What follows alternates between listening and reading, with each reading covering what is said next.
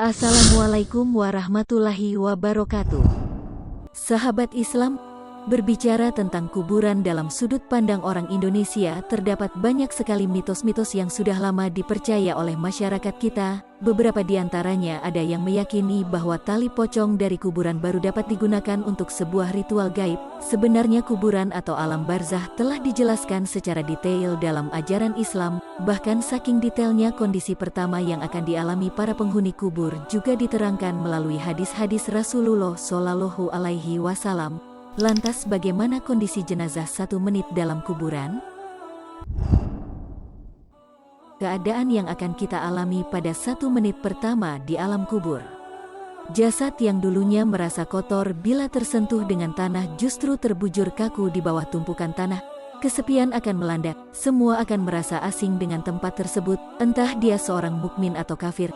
Selanjutnya kesepian akan berubah menjadi kesedihan setelah proses pemakaman selesai dan sanak keluarga telah meninggalkan kuburan. Sebab pada saat itu malaikat maut akan mengembalikan roh kepada jasadnya, dan malaikat mungkar nangkir pun datang dengan membawa setumpuk pertanyaan. Namun ternyata sebelum penghuni kubur diserang berbagai pertanyaan, dalam salah satu hadis daif disebutkan bahwa ketika si mayit berada di dalam kuburnya, beberapa malaikat mengambil segenggam tanah lalu melemparkan tanah itu kepada pengantar jenazah sambil berkata, "Pulanglah ke rumah kalian masing-masing, mudah-mudahan Allah membuat kalian melupakan orang yang telah meninggal ini." Hadir riwayat Ad-Dailami.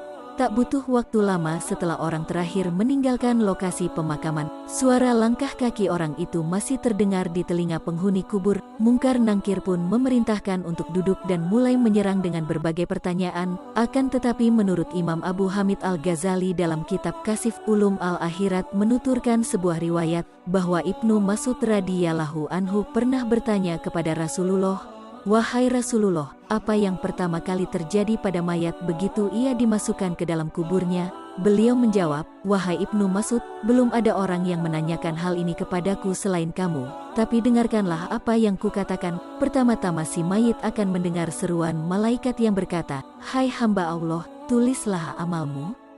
Penghuni kubur menjawab, "Aku tidak punya tinta dan kertas." Malaikat lalu berkata, "Kain kafanmu adalah kertas, ludahmu adalah tintanya, dan jarimu sebagai penanya." Setelah menulis sendiri catatan amalnya, malaikat kemudian mengambil dan mengalungkan itu di lehernya. Lantas Rasulullah Shallallahu Alaihi Wasallam membacakan firman Allah, "Dan tiap-tiap manusia itu telah kami kalungkan catatan amalnya di lehernya, dan kami keluarkan baginya pada hari kiamat sebuah kitab dalam keadaan terbuka." Al-Quran Surah Al-Isra ayat 13.